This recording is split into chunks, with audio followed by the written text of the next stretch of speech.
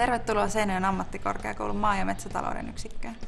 Mun nimi on Henna ja mä kerron teille hieman täällä opiskelusta. Meillä voit opiskella agrologiksi tai metsätalousinsinööriksi.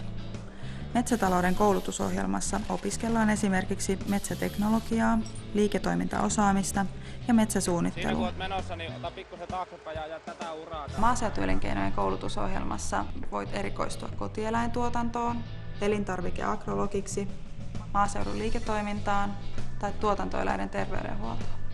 Hei anteeksi, voisitko sä kertoa vähän lisää siitä tuotantoeläinten terveydenhuollosta ja muutenkin tästä yleisestä opiskelijaelämästä? Tuotantoeläinten terveydenhuollossa perehdytään eläinlääkärin johdolla tarkemmin muun muassa tarttuvien tuotantoeläintautien syntyyn ja kehittymiseen sekä niiden hoitoon ja ennaltaehkäisyyn. Meillä opiskelu on sekä teoriaa että käytäntöä. Luokkatilat ja esimerkiksi navetta, sikala ja konehallit ovat samalla kampusalueella.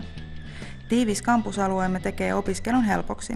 Ei tarvitse tehdä monen 10 kilometrin siirtymää päästäkseen harjoittelemaan käytännön maa- ja metsätaloustöitä. Nykyaikaiset koneet ja laitteet helpottavat työskentelyä. Hei, pääseekö niitä koneita oikeasti käyttämään myös? Tottahan toki. Meillä on vahva konekanta. Opiskelijat pääsevät kyllä käyttämään koneita ja laitteita. Koulun käytännön harjoituksissa hankitaan perustiedot ja taidot, joita sovelletaan työharjoittelussa. Mitäs valmistumisen jälkeen sitten voi tehdä ja missä voi työskennellä? Moni opiskelijoista jatkaa omaa kotitilaansa ja ryhtyy yrittäjäksi. Osa opiskelijoista taas tulee valmistuttuaan toimimaan agrologina tai metsätalousinsinöörinä, esimerkiksi metsäalan talouspuolella, kaupan alalla, tuotantoeläinten terveydenhuollon parissa, opetustehtävissä sekä erilaisissa projekteissa ja hankkeissa. Lisäksi moni ryhtyy yrittäjäksi.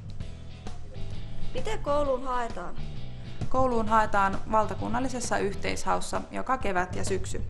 Kannattaa tarkistaa hakuajat netistä. Seinäjoen ammattikorkeakoulun maa- ja metsätalouden yksikköhän on arvostettu koulu ja joka vuosi meille on hakijoita paljon. Hakijoita houkuttelee varsinkin hyvä yhteishenki.